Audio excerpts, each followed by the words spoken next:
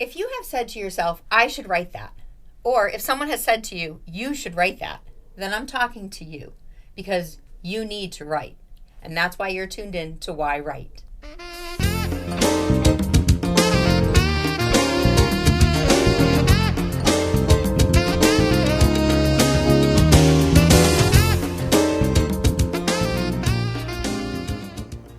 Hi, welcome to yWrite. I'm your host, Angela Grout, and today I'm in Philadelphia, so you see our set is a little bit different.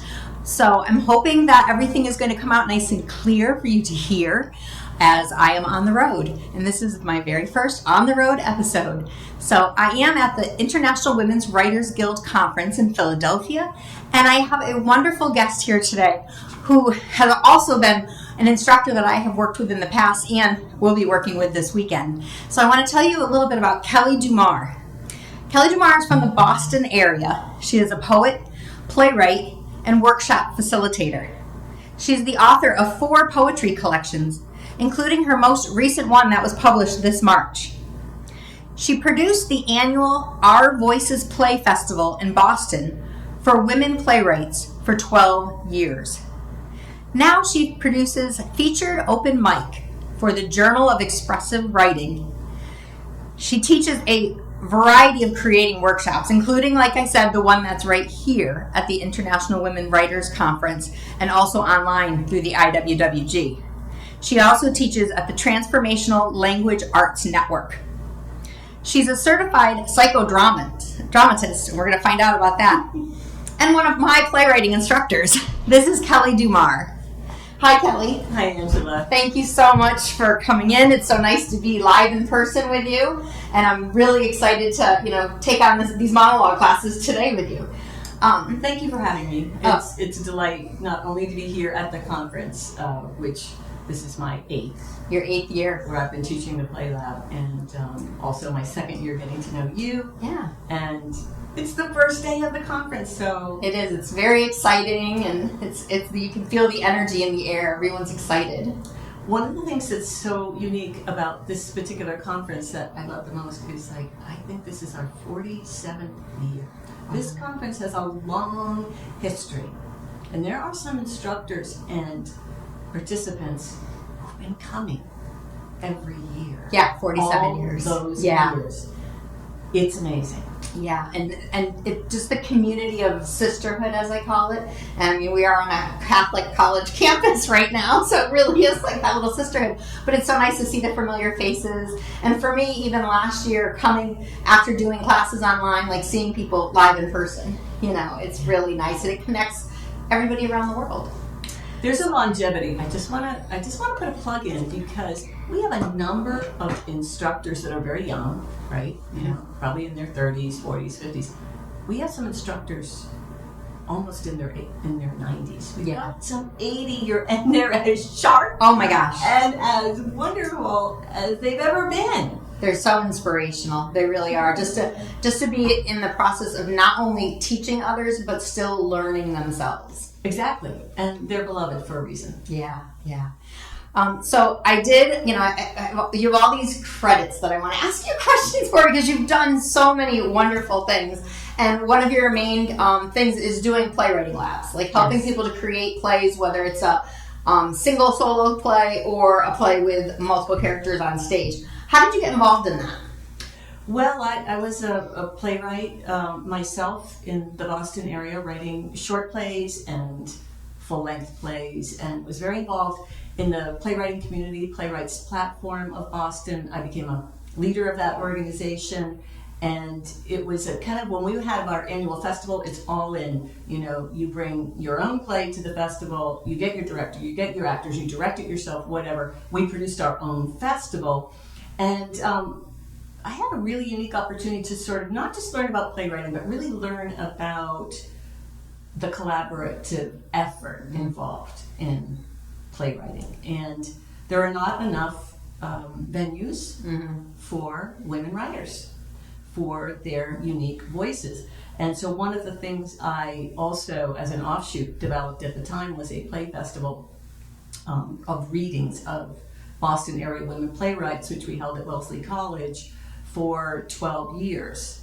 And so once I produced that so many times, and I was so involved in helping people develop their own writing, as well as learning about developing my own, I said, I want to teach it. So my first opportunity to teach it formally was here at the International Women's Writing Guild.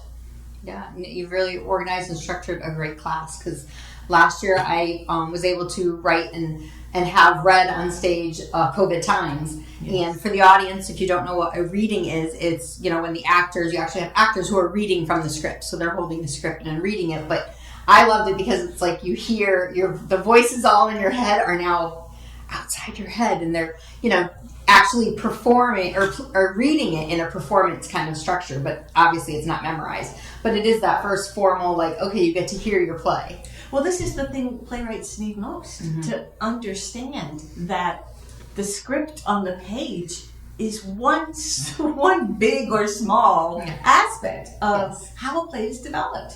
So I created the Play Lab so that writers who were perhaps inexperienced, never written a play before, or were experienced, could come together and work with actors and each other in a very intimate setting to begin to learn what it's like to write for the stage and have the actors available to bring that to life we had a big showcase reading with actors and volunteer actors, many of them with a lot of experience.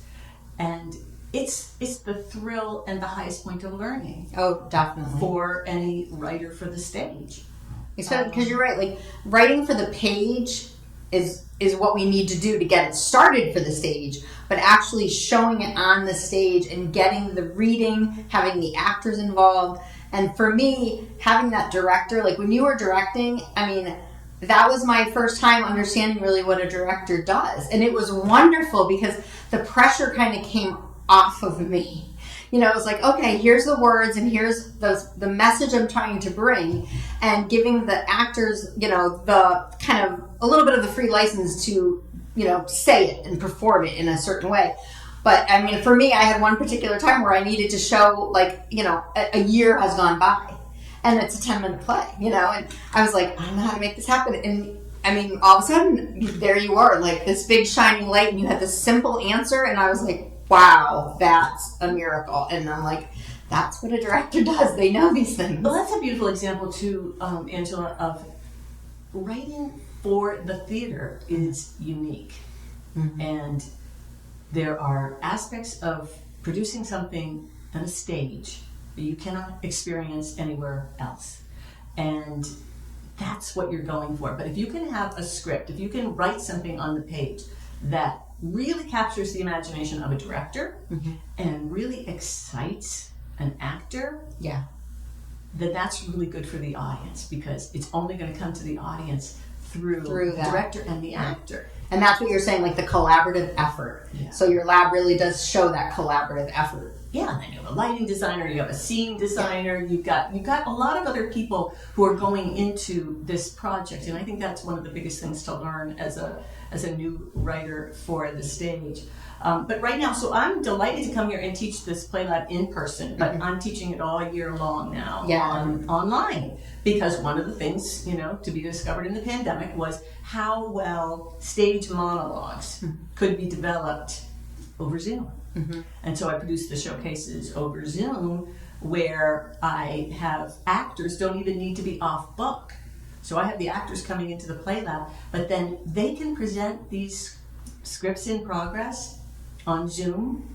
They're reading the script, but they don't appear. You can't tell. No, you can't tell. You can't tell. No, they're very natural. So it's a really natural, higher level thing. And for an actor, oh, this is terrific. I don't have to rehearse this. Yes. And I can be, dressed, but not fully, and I don't have to be on a whole stage, and I don't have to drive anywhere. They've been really successful. So I'm working pretty exclusively with monologue, because they really the process feeds the writer.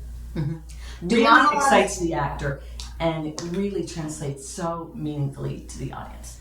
So in a monologue, is it always, I know there's several ways to write monologues, but you have the narrator who gives a monologue, but then you have the character who gives the I monologue. Yeah, and the monologues that my style of teaching has to do with creating I monologues, create a character, but they're inspired by life. Mm-hmm. Oh. Now, there's this playwright, Beverly Reed Scott, that I've worked with quite a lot in my online workshops, and she talks about the transcendent experience for her of, for the first time she saw an actor performing her monologue and understanding her lived experience, and then translating that and communicating that. It was, she said, a transcendent experience. It was very healing. Oh, yeah. And it was also just really creatively incredibly satisfying and stimulating for her to have that experience. But I'm always encouraging my writers to create a character. It is not you. Mm-hmm. Yes, it's inspired by your life, but it's not your life. Then, because you have so many creative things that you can then do to make it also emotionally true. Mm-hmm. You can elevate it. We're always trying to elevate something when we bring it to the stage. Yeah, I mean, it's so true because we have all these experiences that we personally have in our own life.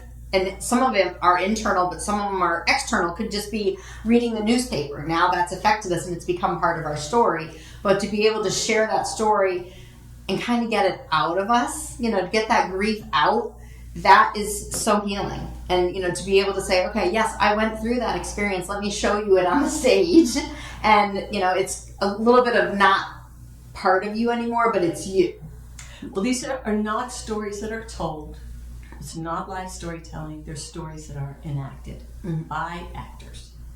And that gives a real experience to the audience because it feels real and it involves them. Yeah. When you're giving a monologue, you're directing that monologue to someone imagined on the stage, and that the audience becomes a stand-in for that, and that deepens their experience. So let me ask you, you started the Open Voices Play Festival in Boston, or you ran it for Our Voices for 12 years, and now you're doing this open mic. How did you start something like that? How do you start like Well, the open mic is more of a literary, it's not having to do with playwriting at all. I mean, the open mic is, there was this wonderful journal of expressive writing that my colleague, Jennifer Menotti, developed during COVID. It was a literary journal, Journal of Expressive Writing, and she just did it on her own, and she launched it. And I've always been, of course, interested and involved in expressive writing. It's about expressive writing, all kinds of writing. She launched that, and then we got to know each other better, and I said, there really should be an open mic where the people who contribute to your journal can also read their work in small segments. And that's what we offered to do it. It meets how monthly. Often is this? Meets monthly. Okay. And I have usually a featured poet or memoir writer, nonfiction book author. I always have a featured author. Okay. And then anybody who has written for the journal or the general public, they sign up. It's open to the general public. And this is in the Boston area. Well, it's available it's around the world. Everything on Zoom is around the world, theoretically. That's the silver lining of COVID, for sure. She's in Cambridge, but the journal is worldwide. Okay, so I'm in the Boston area too, but I mean, really, the authors are from all over. So in order for like my audience to come to watch that, they would go to what website to find that? The journal, it's just journalofexpressivewriting.com/open-mic. Okay, I'm definitely going to put that link below because that's free and it's entertainment that's coming right into your home with people who are either experienced or not experienced. The world wants to hear your writing, and it's a community of caring for what you write, your words. Because it's an open mic, someone in the audience wanted to participate, they can sign up online and actually do a reading. Our next one is August 22nd. Okay. So it's once a month. Yes. Yeah. Oh, that's great. So I did introduce you as a certified psychodramatist, which I, want to explain. A lot of people, don't know what the Drama Guild is and all of these things. So I just thought, can you tell us a little bit about, not only being certified as a psychodramatist, but what that is? Yeah. Oh, sure. It's influenced my whole creative life. I was a psychotherapist.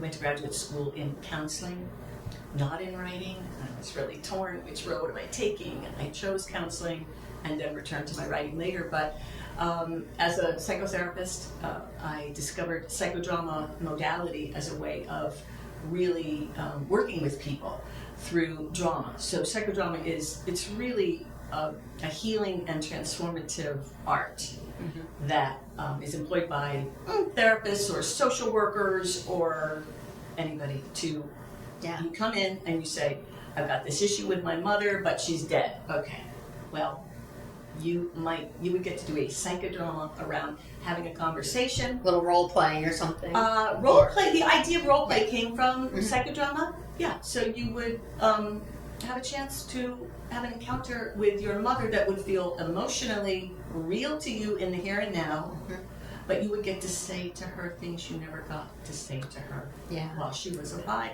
And this would be a transformative emotional experience for you that would feel real, and it involves usually groups of people. So it's a therapeutic art that is employed in many different ways. I think all art is therapeutic. Do you know what I mean? It like is. whatever avenue you're taking, and especially in the writing community, there's ways to use poetry and playwriting and nonfiction and fictional, storytelling, whether it's verbal or written. It's just all such a therapeutic art, not only for the writer but for the audience. Absolutely, and there are audiences in psychodrama where other people are going to really relate and identify to this issue you have with their mother because they have parents who are dead or they felt these things, and they will get to somebody. You would pick someone in the group to play your mother. Yeah. Right. So it involves everybody. So the psychodrama is that underpinning of really my whole creative work that I do. It's like I don't really do psychodramas with people all the time anymore or bring them into every one of my groups, but I've integrated it really into my approach of how I think people develop and grow and trust their spontaneity and pursue their creativity. I've seen, working with you, that one year here, and then I think I did something online with you too at one point, or at least watched the open mics. You have such a great talent, not only to help the artist to get their story out and to tell it, but also you always have your eye on the audience and what they're seeing and what they, are going to take away from this experience. So having both of those unique talents merged into one is, I think, what makes you such a great teacher, facilitator, and director. Thank you. That comes from psychodrama training, where even if you don't get to be in someone's psychodrama, because you pick me, even if you don't, you're part of the audience. You're considered a really valuable, but the audience is absolutely essential. Oh, of course. I say this to my audience, I can't do the show if there's not an audience to watch it. This is how theater changes people. You can have a transformative experience as a writer, but as an audience member, you can really also have that. Yeah. So you have a new book coming. Well, it came out in March. Congratulations! And this is your fourth poetry book. Yes, I don't write my own. I don't write my own plays anymore. I wrote many. Some are published. Some still get produced. We got one act for children, young people, elementary and middle school kids that gets produced regularly in schools. But I shifted to poetry. Shifted maybe back to poetry. And I write almost exclusively poetry right now. So after stopping playwriting a few years ago, I have published 4 poetry books and collections. And Jinx and Heavenly Calling is my most recent. Yeah, nice title, Jinx and Heavenly Calling. It's one of my mother's phrase. Well, it's a phrase I plucked. So I poached this collection of letters, love letters that I had found that my mother had written to my father, 1953, 1954. And it's a book of epistolary erasures. So I erased her letters. Oh. This collection was phenomenal to me because she was dead by the time the collection came into my hands. We didn't even know it existed. And when I read all these letters of their courtship, which began in September and ended in their marriage in May, I went through the whole, because they were long distance. She was in Athol, Massachusetts. He was at the Harvard Business School in Cambridge. So they were writing a few letters a week. Yeah. And I got to see the whole development of their relationship. And she ended up having a pregnancy. And then it was like, oh dear, am I really pregnant? Are we going to get married? And then, and then ultimately they did marry, and there was a miscarriage. But the thing is that when you're going to do epistolary erasures of letters, collection of letters, you are bringing to this project a lot of information that the letter writer didn't know, and you're bringing your own background. So I brought, well, I'm the daughter, but they were married for 50 years. Yeah. So I'm seeing the beginning of the relationship, but I have all the knowledge and experience of having witnessed their even and their goodbye to each other when my mother died. And so this is a collection of poetry that is they're really poems that I brought that I plucked from all the letters. So I would take a letter, might be multiple pages. I made an image of it because you don't erase original letters. You don't work with them. You find a way to make a copy. And then I, like Mary Ruefle, the poet who does a lot of erasure, I let my eyes scan the page. I took out the words that really spoke to me, or I thought grabbed me, or they connect with your unconscious, and you pluck out what is meaningful and emotional to you. Then when I did those, then I never changed the order, but I put together a sense of meaning to me. It's so beautiful. I mean, you see the creation of life where you have like this man and this woman, and they create this child in you. You have this collection of your father's letters, your mother's letters, and it's made this collection of poetry, which is from your heart, reflecting both of theirs. So it really is an emergence of the three. It is. I don't have my father's letters. No. We only have my mother's letters. But it is, and then to take it even one step further, my daughter, who is an actor, has recorded performances of the poems, and so that's been another whole aspect of this project. But the idea of erasing letters of anyone who has been meaningful to you in your life, you're discovering a new aspect of the relationship with them. Like my mother died, she had Alzheimer's, she had some other issues that, the last 20 years weren't the greatest. But going into her letters and doing this project has given me a whole new relationship. I was going to say, it changed the relationship, especially because since the, end of her life wasn't so joyful, it's brought in the joy back in a way. Joy and a lot of complex emotions, but certainly joy has absolutely been one of them. Oh, I can talk to you all day about stuff. So I have another question. So when you, I know at the Playwriters Lab here at the IWWG, people sign up to take it. So who's coming into the class and things like that. When, do people always sign up with you? Do people have to audition to work with you? Okay. And then, taking their work and, we're going to be doing, pretty much a 3-day intensive right now.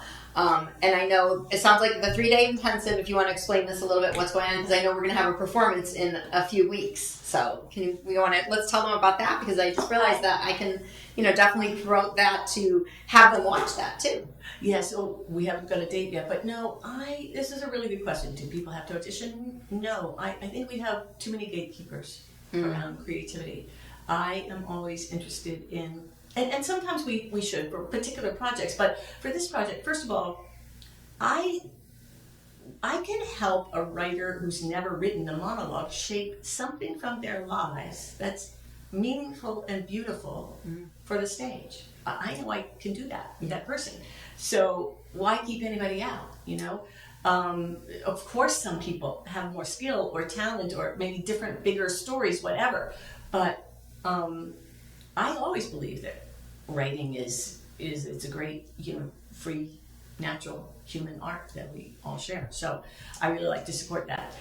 So with this, we normally have had the showcase as part of this intensive conference. But we shortened the conference to 3 days this year, so I just, the writers can't pull it off, and I can't pull it off, the showcase, because it was a lot, but it was, we would have it at the last night of the conference, or close to the last night of the conference. And so I said, well, this is really done very successfully online. Yeah. I'm going to delay the showcase for the writers who are working with me this week, and it'll be in September. And I don't have a date yet. Yeah, no, but I will let you know about that, and it will be on both my website, angelamgrout.com, and yWrite.com. So definitely tune into those and sign up on Facebook, and you'll definitely get information. Oh, yeah, good idea. The sometimes there's no charge for the audience, and sometimes depending on who's the producer, there might be an opportunity to donate. And the guild will be producing this showcase. There may be two because I had a lot of people in workshop.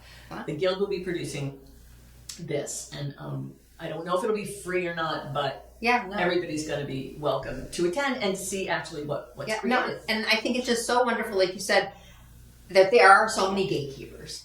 You know, and it's almost a little bit, you know, sad and frustrating for writers, because if you have that talent and passion and drive to do it, and then you have to like go through all these gatekeepers, it can kind of bring you down and, you know, be like, okay, maybe this isn't meant to be, maybe I shouldn't be doing this. And to be able to pursue that passion to keep going is a whole nother side of the business of writing plays and producing plays. So you really are an asset to so many, you know, lives that you've touched and changed because of how you've taught. Thank you. Thank you. It's changed my life. Yeah. Well, I thank you for coming on to yWrite and sharing your story. Where can someone buy your books of poetry and find out more information about your classes? Well, I'm really so pleased and grateful to Lily Poetry Review Books, my publisher. Eileen Cleary is the publisher of that. It's a small press in the greater Boston area. And so at Lily Poetry Review it can be purchased, but it's on Amazon and all major distributors, Barnes & Noble, Amazon. You can get a copy of Jinx and Heavenly Calling at any of those places. And my website is simply kellydumar.com.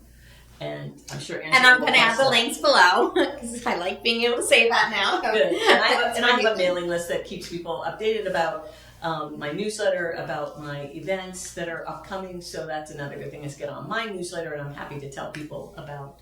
But they can find out all about my book on my website. Yeah, so please go to kellydumar.com, because you definitely are going to want to sign up for her newsletters. You're going to want to find out what she's doing. And if you're interested in taking a class, especially because it can be on Zoom, this is the woman to come see. So I really hope you'll do that. Kelly, thank you so much for being here today. I really appreciate it.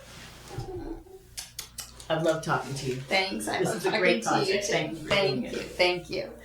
And I want to thank Studio 954 for allowing the opportunity to put this show on. And especially I want to thank you, the audience, for tuning in week after week to listen to my conversations with writers and find out not only what they're creating and what they're doing, but maybe how they can help you to become a writer too.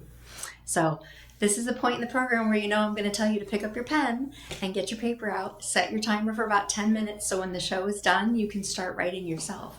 And today we're going to work on a little monologue for you. I just want you to start with a little, you know, I am statement, and go into I am and start telling us who you are, because right there is going to be the start of your monologue.